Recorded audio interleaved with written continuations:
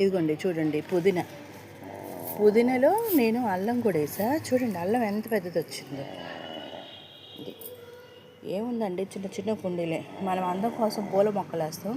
మా తమలపాకు చెట్టు చూడండి ఎంత బాగా వచ్చిందో.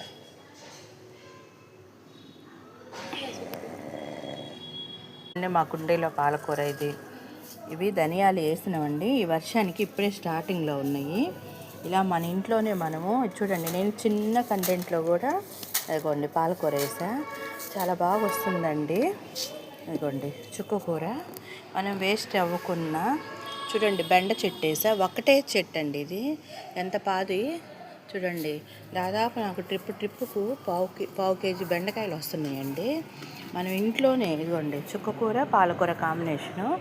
ఇదిగోండి పాలకూర చిన్న కంటెంటే కదా, చాలా బాగా వస్తున్నాయి. చూడండి నేను పసుపు కొమ్ములు కూడా నాటుకున్నా. ఇదిగోండి పసుపు కొమ్ములు.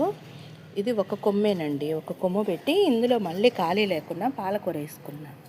ఇదిగోండి తోటకూర చూడండి ఎంత ఫ్రెష్గా ఉందో. ఇప్పుడు బయట ఆకుకూరలు కూడా యూరియా చల్లుతున్నారండి మనకు వారానికే రావడం కోసము.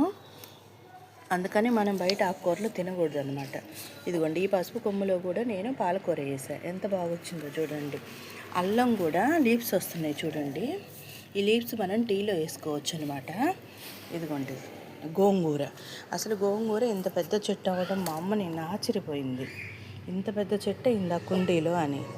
మాకు ఈ ఒక్క చెట్టు వల్ల గోంగూర మేము ఉండేది 2 మనుషులమేనండి, మాకు సరిపోయిద్ది. రెడ్ తోటకూర చూసారు కదండి, బ్లడ్ పట్టిద్దంట. ఇప్పుడు చూడండి ఎంత బాగా వచ్చిందో.